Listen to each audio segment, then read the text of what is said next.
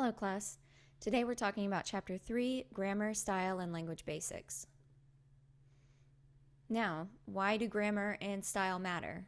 As we said before, whenever you're writing, you want to develop a consistent narrative for your reader. You want to establish a level of credibility with them.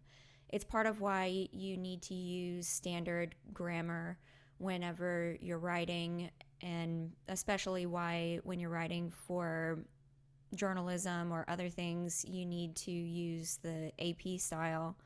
You're developing this consistency that offers a better framework for your reader. Also, whenever you're writing, remember you are describing scenes for someone. For example, in this picture here of a bridge, you would maybe talk about the traffic on it, that it's happening at sunset. You want to look for something that your reader can latch onto and make into a picture in their mind. Now, here's a great example from fiction, from the Count of Monte Cristo, where the author opens the book and discusses all of the kind of key points to foreshadow and to introduce not only the people in his book, but also the city. The city of Marseille acts as almost a character of its own in the book. And this is the kind of writing that really grabs your attention. It helps you to understand exactly what's happening, to kind of see the foreshadowing of what's going on or what will happen. Whenever he talks about the vague disquietude which prevailed among the spectators, it's all a way to draw your reader in, to help them. He does his best here to help them picture the coastline that you actually see in this photograph.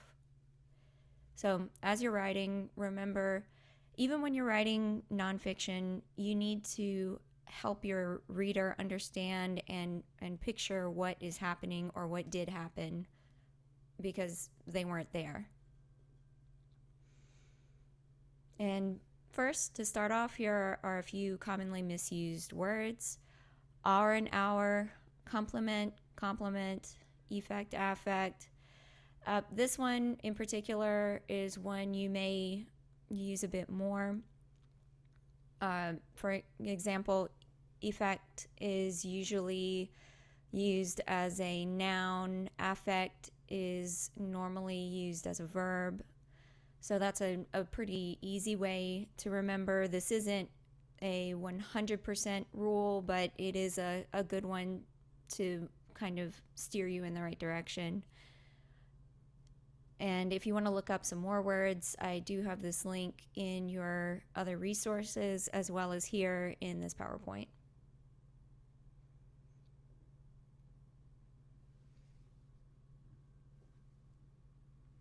Now, here are a few other commonly misused words.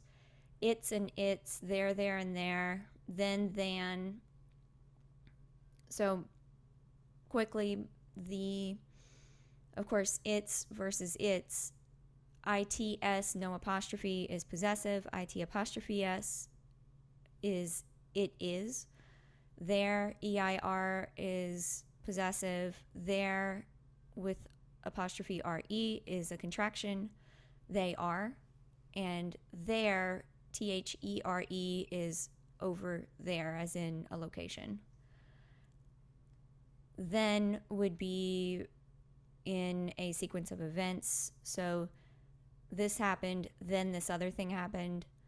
Than is more of an either or situation. Prefer this than that. Your is your normal possessive. You are is contracted apostrophe RE. You get the idea. Basically, if you're unsure or something looks a little odd, look it up, review basics of misused words. This list really is a great one that explains the differences between all of them. And you can always look it up in the Merriam-Webster dictionary. Use your resources whenever you start writing and when you're taking your quizzes. Now, sentence structure. Of course, a sentence has a subject and it has a predicate. You'll have a noun or pronoun normally, and then a verb or followed by a noun or pronoun.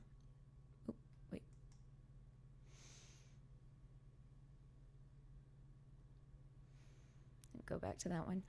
All right, so usually you would have a subject, then a verb, then an object.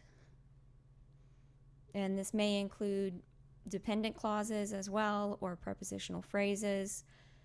And that's one thing to check whenever you're looking at your verb usage or other descriptors. Make sure that you're pairing everything with the appropriate word instead of mixing singular and plural words together. Active versus passive voice. Now, in active voice, the subject acts upon a noun or pronoun in the predicate. So in this example, the dog ate the cake. Dog is the subject, ate is the past tense action verb, and cake is a direct object because the dog was eating. What was he eating? He was eating the cake. Now, in passive voice, the subject is acted upon by a noun or pronoun in the predicate. So, taking the dog that's eating cake, the cake was eaten by the dog. Now, the cake was acted upon by something else. And as you can see, it's a bit wordier. You have to add in this prepositional phrase. You have a lot more going on instead of keeping it simple like we did for our other one. Okay. Now, verbs, of course, are the heart of a sentence. It's the primary descriptor giving you the action or explaining a person's state of being or, thing, all of our basic nouns. Past, present, future. Whenever you're using verbs in a sentence, of course, it will have one of these three forms. The online articles and traditional newspapers you will be writing are normally written in the past, and you will probably include future tense in it as well because, of course, you want to move news forward to the next day. We'll go into that a little more when we get to those projects. Broadcast is normally written in the present tense with, of course, the future included as well. Now, transitive verbs show action upon someone or something. They can be used in active or passive voice. So both active or passive voice are possible using transitive verbs. And in this example, the Winterthur Museum sells reproductions of its treasures. Winterthur Museum is the subject, sells is the verb, and reproductions is the direct object. And of course, of its treasures is a prepositional phrase. Now, intransitive verbs are normally action verbs that lack a receiver. So it would be the children played. We aren't explaining what they're playing with or anything else. It's just completely lacking that extra component. Now, to be verbs also are considered intransitive verbs as our linking verbs. And I will post this information a little later so you are able to go back and review all of the different types of intransitive verbs. Go ahead and read the additional explanation on the Merriam-Webster website. They do a really great job explaining how to spot intransitive verbs and explaining how they're used, etc. Now, here's our example of the children played in the backyard. So children are the subject, played is the action verb, and in the backyard is a prepositional phrase describing where the children played. Now, instead of answering what or whom, information after the verb when it's used as an intransitive verb will answer questions like where, when, how, or how long. So in this case, the prepositional phrase in the backyard is explaining where the children were playing, even though it isn't a direct object. Now, linking verbs will link the subject to a predicate, noun, or pronoun, otherwise known as a predicate nominative, or to a predicate adjective. So in our first example, Henry became a grandfather this year. It renames Henry as a grandfather. So grandfather is the predicate nominative, Henry is still the subject, and became is our linking verb. And in the second example, we'll see this room smells smoky.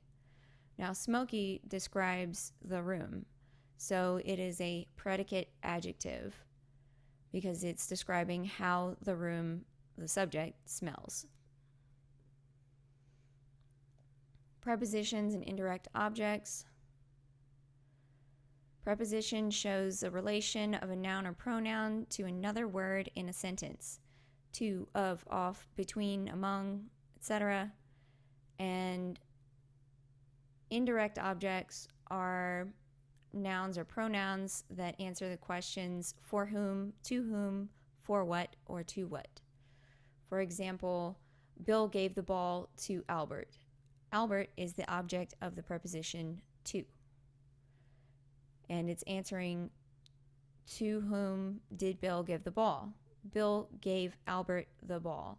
So when we rewrite this prepositional phrase to Albert, so it becomes an indirect object, Bill gave the ball, but to whom did he give the ball? He gave it to Albert. So Bill gave Albert the ball. All right, and since this is an online activity, I did add an attendance password. You're able to go in and you should be able to enter this password and select your name to say you attended class for this online activity.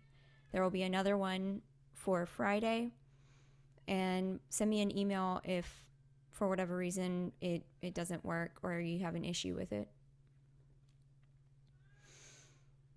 Essential and non-essential clauses or phrases. The biggest thing to remember with these is, one, removing an essential clause or phrase changes the meaning of a sentence, and also an essential clause or phrase must not be set off from the rest of the sentence by commas. If it is non-essential, then you add commas. Now let's look at a few examples. Essential phrase would be, we saw the award-winning movie Green Book. Now, we need to know which award-winning movie we saw. So, since there were many, many movies that won awards. Now, a non-essential phrase would be if we explain which award-winning movie we saw in the sentence and then name it later. So we saw the 2019 winner of the Academy Award competition for Best Picture, Green Book. Only one movie won the award, and we'll still know it's Green Book even if we only say we saw the 2019 winner of the Academy Award competition for Best Picture. Now, for an essential clause, it changes the meaning of a sentence a little bit more than with essential phrases, even though they both honestly do. With an essential clause, for example, reporters who do not read the style book should not criticize their editors. The writer's saying only one class of reporters, those who do not read the style book, should not criticize their editors. If you do read the style book, then go ahead and critique your editor. And which would actually, if we see here, if you add commas to it, it changes the meaning of the sentence, because here the writer is saying all reporters should not criticize their editors, which means that the meaning would remain the same whether or not we include this clause. Now, when it comes to denoting particular parties with commas, which of these would be correct? He and his wife, comma, Mary, comma, have one daughter, or he and his wife, Mary, no commas, have one daughter. If you picked option 1, your answer is correct. Mary is a non-essential clause because he has one wife, we assume.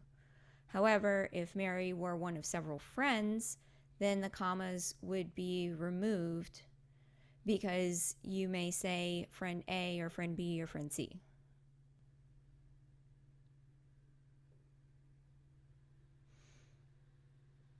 And another thing you need to watch out for are empty phrases. These are clusters of words that fail to add any new information to a sentence. For example, in the sentence, despite the fact that tuition increased 10%, the phrase, the fact that, fails to add any value. So you would correct it by saying that despite the 10% tuition increase. An empty subject. So a sentence opening that lacks value. An example of this would be, there is an angry dog in the park. You can rewrite this by saying an angry dog is in the park. You're stating something a little with a stronger wording. Of course, the best would be to add an action to this. So if you were saying an angry dog bit me in the park, that would be an even more descriptive way to say this. Empty words are vague terms that fail to add any information. So a lot of times this is going to be whenever you have descriptors that when you don't technically know the answer, and so you're going to say very or a little or a lot. So Frank had a lot of bobbleheads, for example. Well, a lot can mean different numbers to different people. How many is a lot? In this case, it's 123. That's an example of how you can avoid and adjust any empty words in your writing. Now, dangling or misplaced modifiers fail to refer logically to any word in the sentence. Usually they suggest but do not actually name the actor in the sentence. For example, opening the window to let out a huge bumblebee, the car accidentally swerved into an oncoming car. Well, the way it's written now, it's implying that the car opened a window. We know the car can't open the window by itself, so the more accurate version would be when the driver opened the window to let out a huge bumblebee.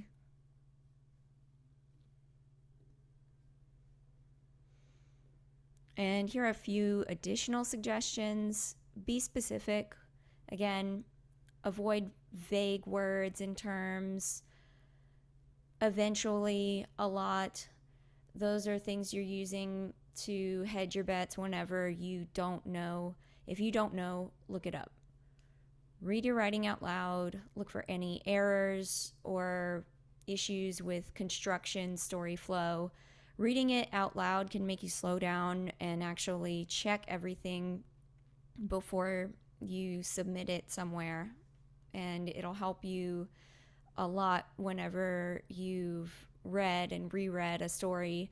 Also, sometimes you need to take a step back, take a short break from writing, and then come back with fresh eyes and look at something.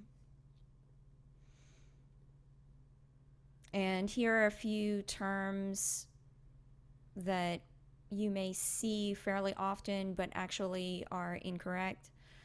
So if you want to talk about an event that is happening for the first time, but they're anticipating having more of them in future years, you would say inaugural instead of not first annual. And whenever you're discussing numbers, you want to say more than or less than, so more than 20,000 or less than 20,000, not over 20,000. Over or under are spatial terms. More than or less than are for numbers. And I'm not sure if any of you will end up covering anything with a dead person in it, but the correct term is body, not dead body. An alive person is a person. A body is a deceased person. So, of course, the number one takeaway from everything is if you are unsure, look it up. Use all of your reference materials, your textbooks, your AP style book, your dictionary online. Look it up, see if you can find it. If you can't find it, ask someone for help. You can email me and ask me specific questions about things. I will do my best to answer them. But, of course, the best thing would be to use any of your available resources. And one more time, your homework for the rest of this week, sign into attendance for Wednesday and Friday. Read Chapter 3 and do the Chapter 3 quiz. There is also an AP style quiz. I'll review a few more things in AP style for you as well. And I'll also post an additional grammar lecture on Moodle. Please watch these, review any unclear terms, go back and look at the old AP style slideshow and see if there's anything else on there that maybe you don't understand or you want to review in the style book before you take your quiz. And everything should be good.